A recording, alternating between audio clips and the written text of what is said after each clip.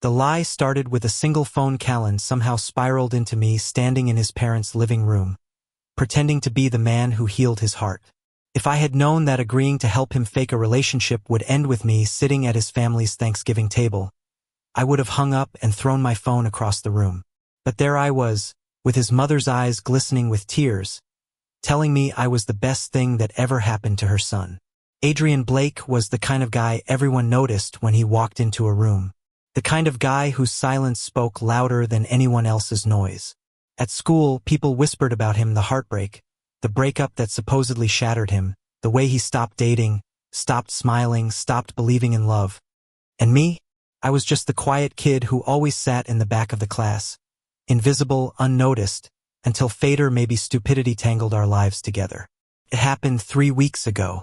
I was working my shift at the campus coffee shop, wiping down tables, when Adrien walked in. He didn't order. He didn't smile. He just leaned against the counter, eyes on me like he'd been rehearsing this moment. "Evan," he said, voice low, steady. "I need a favor." I almost dropped the rag in my hand. He knew my name? What kind of favor? I asked, trying not to sound as startled as I felt. He glanced around, like someone might overhear. Then he leaned in, closer than anyone had ever dared to, and whispered, "I need you to pretend to be my boyfriend."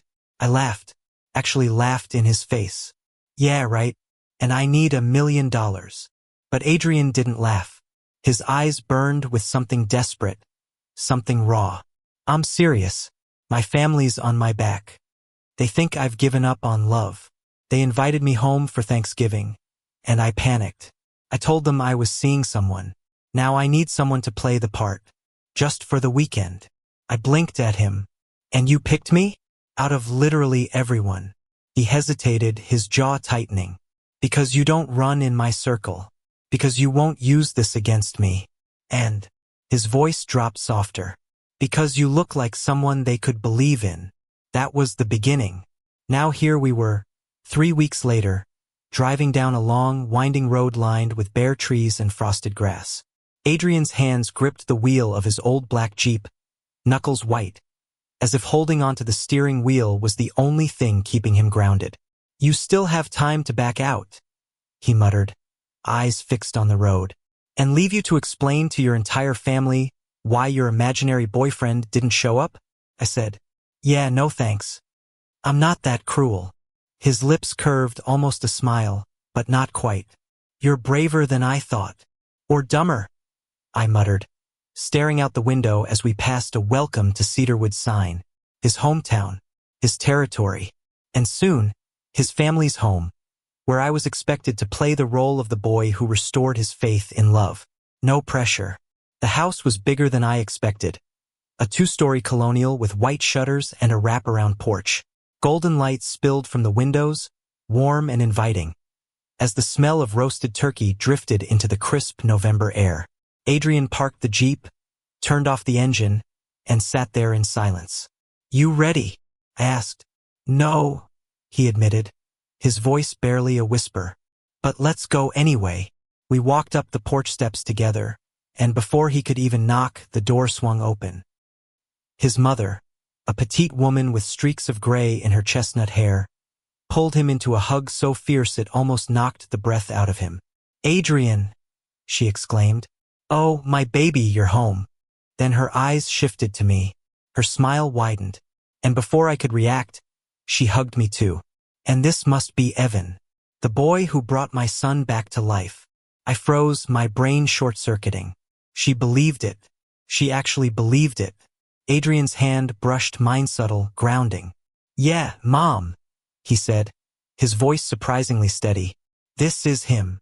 That night, at the dinner table, everything felt like a stage play I hadn't rehearsed for. His father asked me about my studies. His younger sister teased Adrien about finally smiling again. His grandmother clasped my hand and told me I was a blessing. And through it all, Adrien sat next to me, calm, collected, his hand occasionally brushing mine under the table, as if reminding me of the script we were both silently writing. But here's the thing. Every time his eyes lingered on me, it didn't feel like acting. Felt dangerously real. By the third day, I knew I was in trouble. Because the way he looked at me when we shared late-night cocoa by the fireplace wasn't part of the script. The way his laughter slipped out when I teased him about his childhood photos wasn't planned. And the way his hand lingered on my back as we said goodnight wasn't supposed to mean anything. But it did. God, it did. And maybe I could have kept pretending, could have convinced myself it was all fake, if it weren't for the moment his father pulled me aside in the hallway. "Evan," he said, his voice low but firm. "I don't know what your intentions are with my son, but whatever it is, don't you dare hurt him. He's been through enough. He needs someone who won't break him again." I swallowed hard, my throat tight. "I'd never hurt him," I whispered. And in that moment, I realized it wasn't a lie, because somewhere between the first phone call and this Thanksgiving weekend, I'd fallen for Adrien Blake. And maybe, just maybe, he was falling for me too. The problem with pretending is that sooner or later, you forget where the lie ends and the truth begins. And standing in that house, with his family believing every word, with his eyes softening every time they met mine, I realized the truth was simple. I didn't want to stop pretending. I wanted to stay. That was when everything changed. Because on the final night, after everyone else had gone to bed, Adrien and I found ourselves alone in the living room. The fire crackled softly, shadows dancing across his face. He was staring into the flames, silent, distant, like he always was when the weight of his past pressed too heavy. I reached out, hesitating only a moment before touching his hand. "Adrien," I said softly, "you don't have to keep carrying it all alone." His eyes flicked to mine, raw and unguarded. "What if I told you I'm tired of pretending?" I swallowed. "Then maybe it's time we stop." The silence between us stretched, fragile, trembling with unspoken words. Then slowly he leaned in, and when his lips brushed mine, it wasn't part of the act. It was real. That kiss was the beginning of something we hadn't planned, something messy and terrifying and beautiful. But the question remained, would his family still believe in us if they knew the truth? Or was this love we were building destined to shatter the moment the lie unraveled? I wish I could tell you the kiss ended neatly, tied with a bow, and that everything after that was simple. It wasn't. It was messy, complicated, and the moment it happened, I knew nothing about our arrangement was pretend anymore. The firelight flickered across Adrien's face as he pulled back, his breath uneven. His eyes searched mine like he was trying to decide whether what just happened was a mistake or salvation. "Evan," he whispered, voice rough. "We shouldn't have—" I cut him off. "Stop." My voice cracked, but I forced the words out. "Don't say it. Don't you dare tell me it didn't mean anything." His lips pressed together, his jaw tightening the way it always did when he was hiding something. But for once, I didn't let him retreat. I leaned in, close enough that he couldn't look away. "Adrien," I said, softer this time. It meant everything, and that broke him.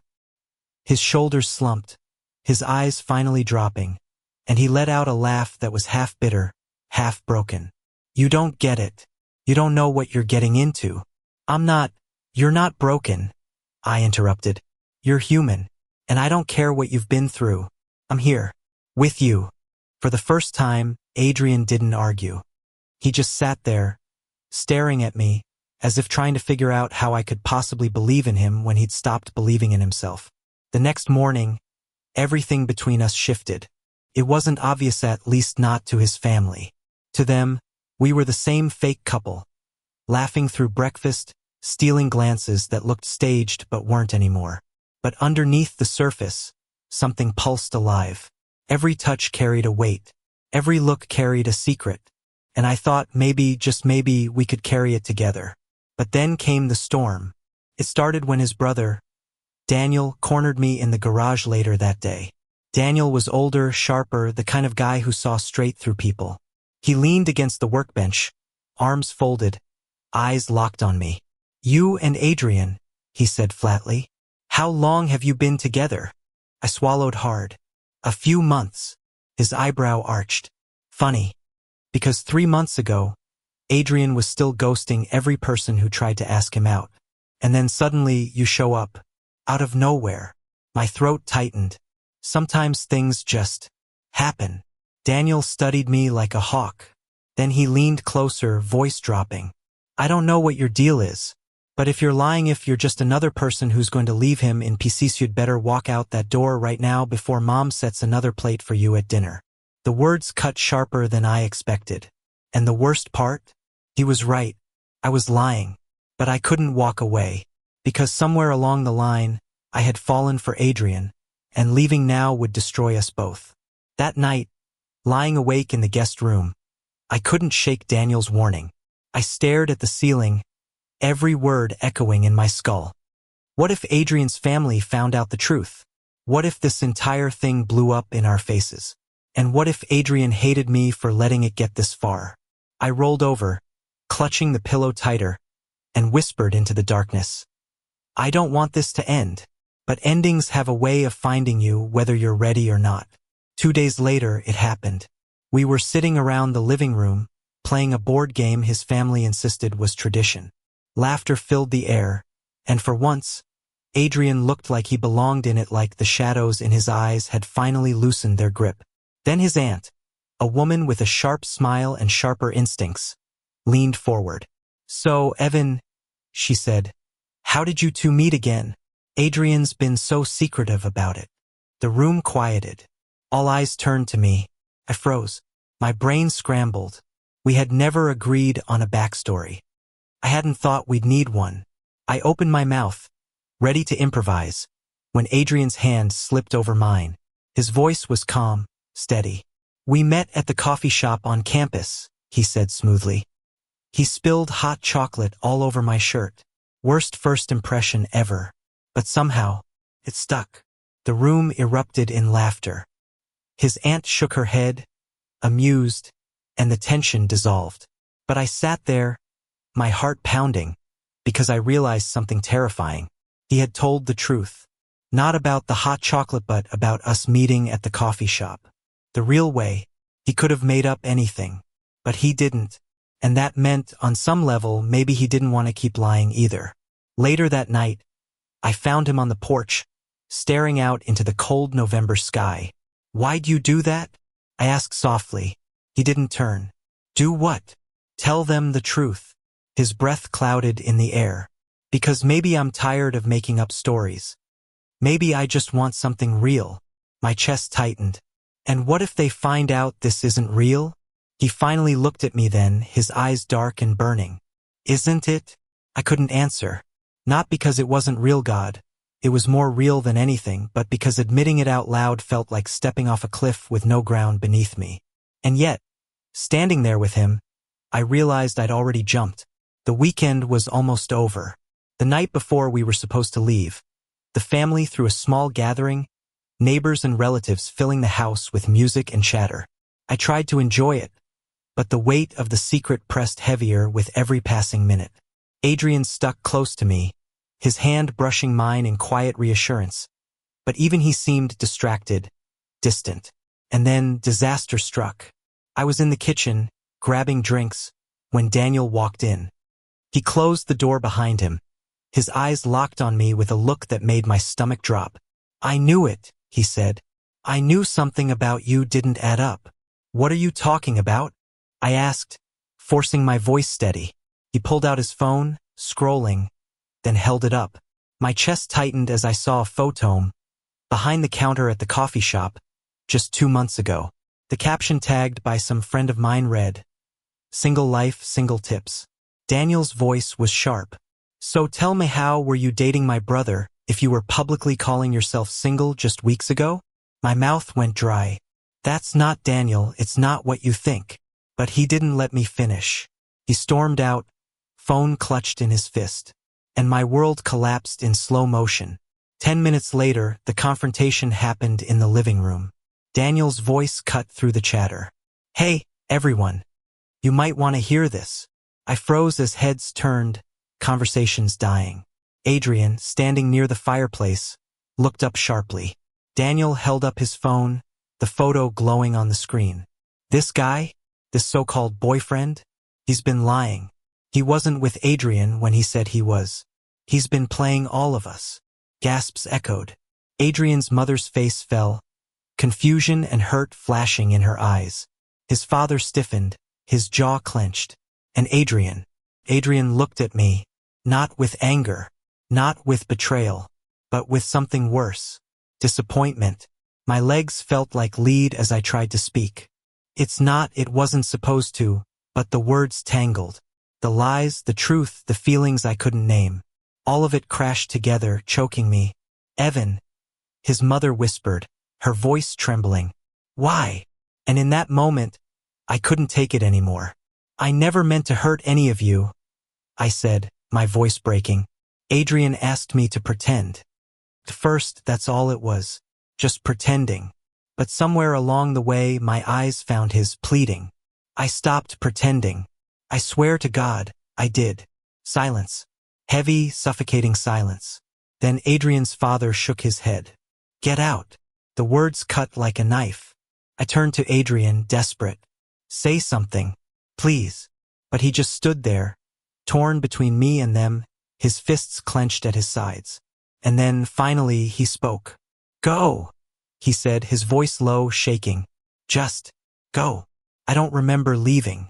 I just remember the cold night air burning my lungs, my feet stumbling down the porch steps, my heart shattering with every step away from that house. And for the first time in my life, I wished the lie had never begun. Because now, the truth was unbearable. The night I left Adrien's house, the world felt colder than it ever had before. My breath came out in shaky clouds as I walked down the quiet street, clutching my overnight bag like it was the only anchor I had left. I kept replaying the look in his eyes. Not anger, not hatred, just disappointment, like I had taken something fragile and precious and crushed it between my fingers. I wanted to scream that I hadn't meant for any of it to happen this way, that I hadn't meant to fall for him, that I hadn't meant to betray his family's trust. But no words could fix what had already broken. I called for a cab, and when the car pulled away from that house, I pressed my forehead against the cold window and let the tears fall. For the first time, I wished I had never picked up that rag in the coffee shop. Back inside the house, Adrien was left standing in the middle of the living room, silence thick around him. His mother sat with her hands clasped tightly, her face pale. His father stood stiff, arms folded, while Daniel leaned against the wall with his arms crossed, smug but uneasy. You knew? His father asked finally, his voice like stone. Adrien's throat worked. Yes, I asked him to do it. Gasps echoed around the room. His mother shook her head. Why, Adrien? Why would you lie to us? Because you wouldn't stop asking, he said, his voice cracking with rawness. Because you all thought I was broken. Because you thought I'd never love again. And I was tired of being treated like a ghost in my own family. The confession hung heavy in the air. Daniel's voice cut through, sharp. So you dragged some innocent guy into it? You lied to us and to him. Innocent. Adrien snapped, his composure breaking. You think Evan's just some pawn? You didn't see the way he looked at me. You didn't see the way he stopped himself, running a hand through his hair, his chest rising and falling too fast. His mother's eyes softened, but her voice trembled. Adrien, did you fall in love with him? The silence stretched until it became unbearable.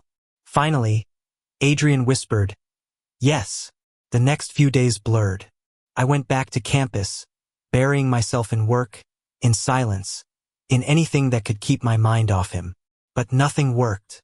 Every time I closed my eyes, I saw him standing there, torn between me and his family, his voice breaking when he told me to go.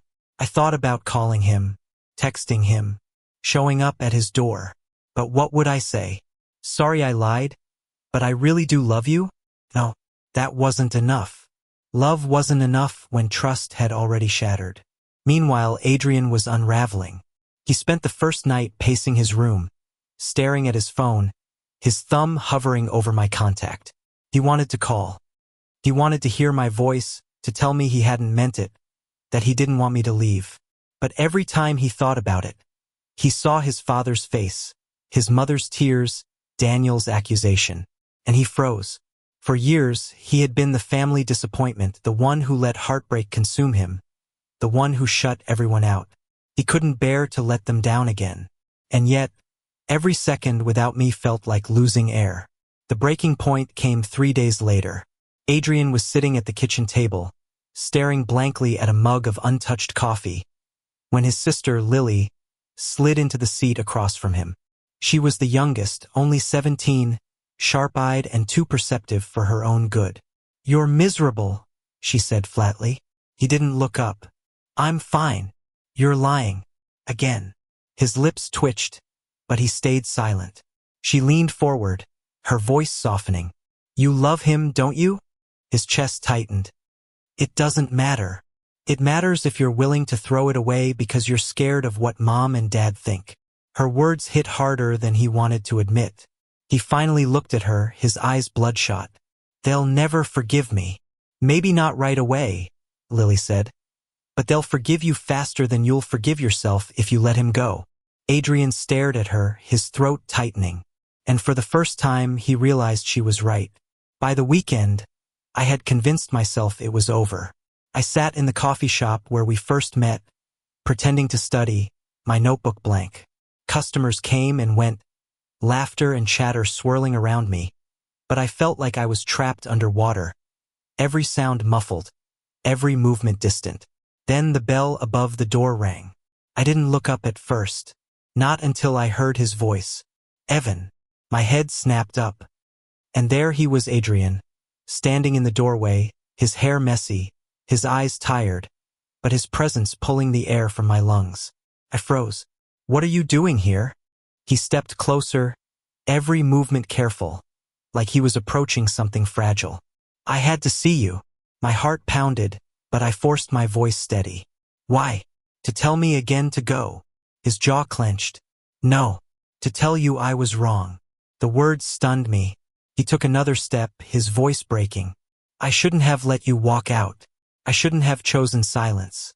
Evan, I don't care what they think anymore. I just care about you." My throat tightened. "Adrien, I know I asked you to lie. I know I started this. But what we have now, that's not a lie. Not to me." His eyes burned into mine. "And I need you to know that before I lose you for good." Tears stung my eyes. "You think it's that simple? That you can just show up and say you're sorry and it fixes everything?" "No," he said quickly, shaking his head. "It's not simple. It's messy and complicated and maybe impossible. But I'd rather fight for something impossible with you than live with something empty without you." The coffee shop around us seemed to fade, the hum of voices dissolving until it was just him and me, standing in the wreckage of what we'd built. And in that moment, I knew the truth. I still loved him.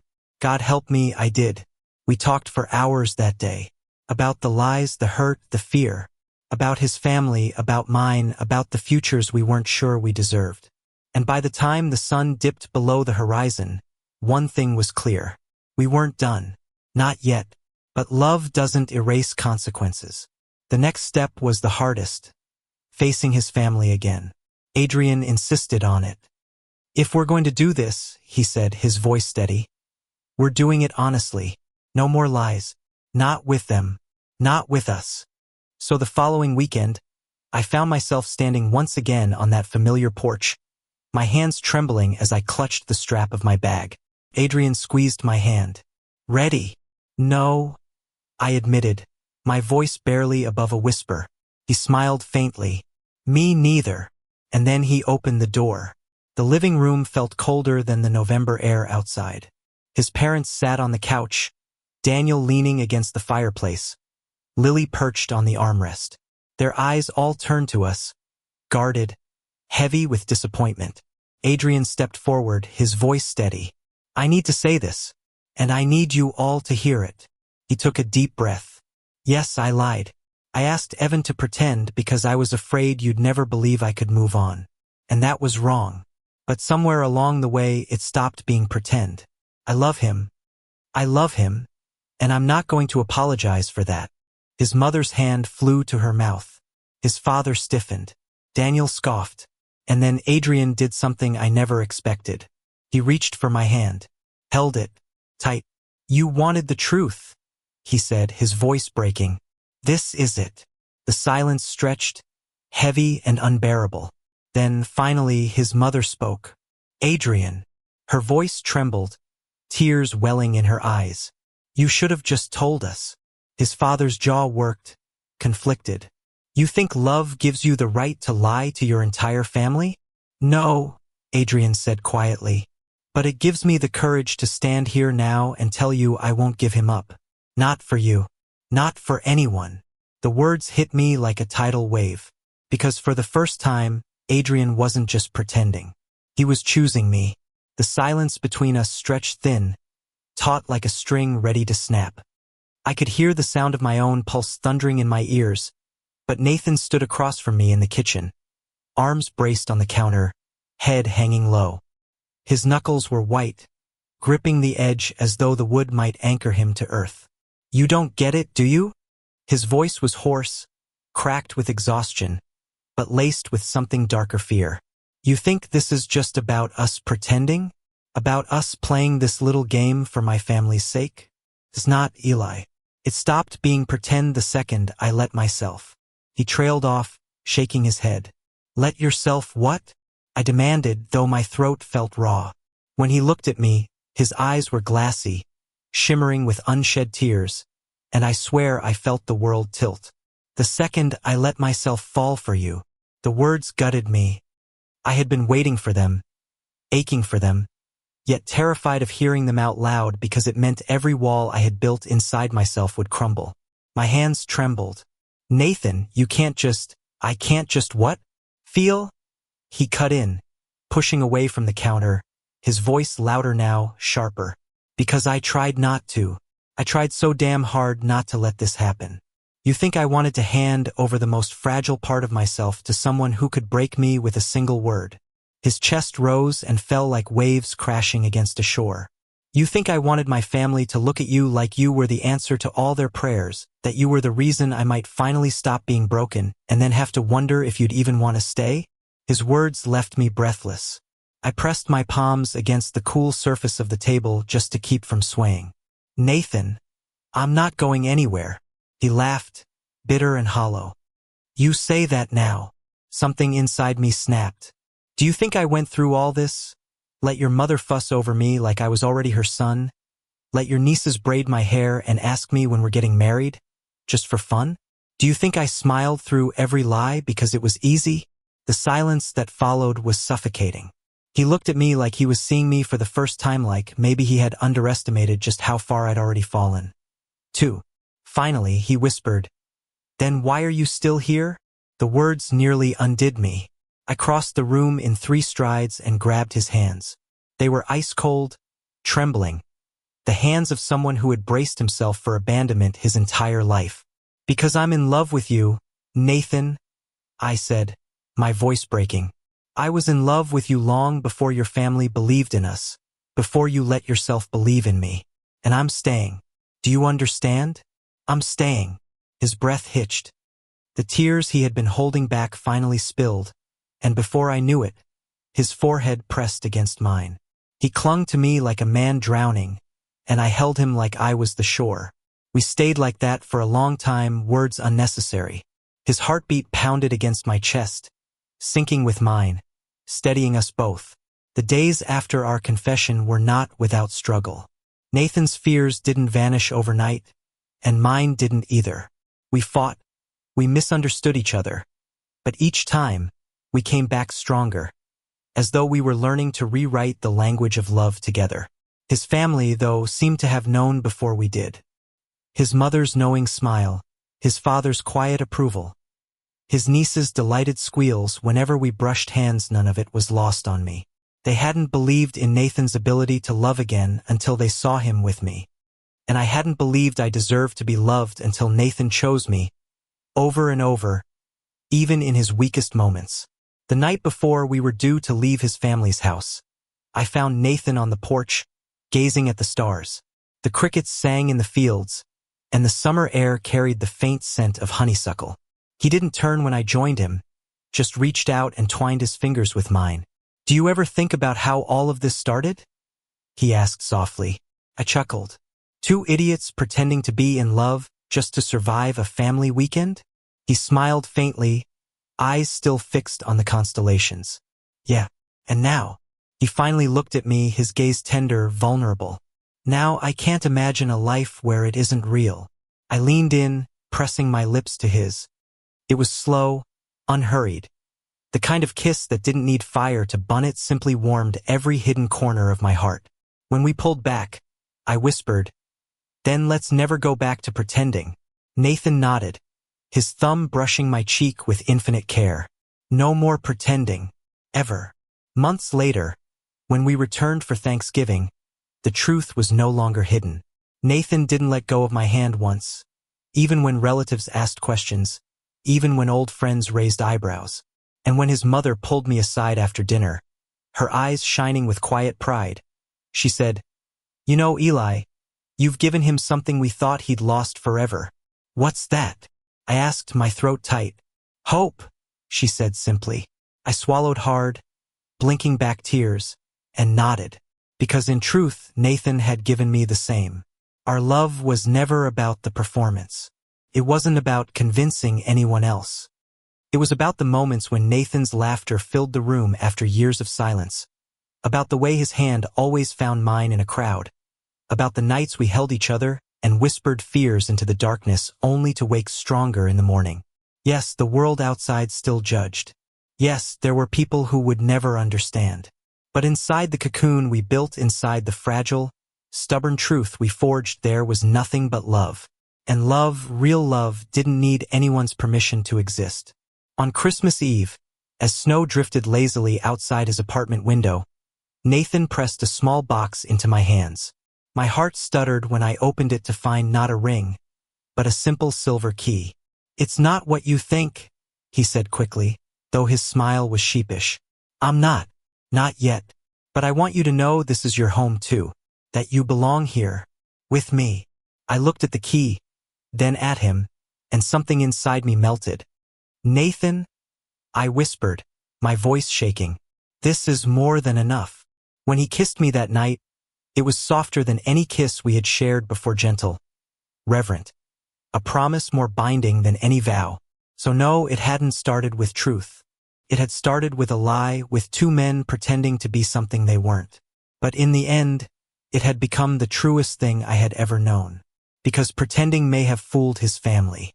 But loving him was the one thing that could never be faked. And now, his family believed I was the reason Nathan had found love again. Maybe they were right. But the secret I carried close to my heart was this: Nathan was also the reason I had finally believed in it, too. The story ends not with fireworks, not with dramatic declarations, but with something far more precious: two men who had learned that even the most fragile hearts could mend, so long as they were held with care. And for the first time, neither of us was pretending. Thank you for listening. If you find it interesting, please like and subscribe to follow the next stories.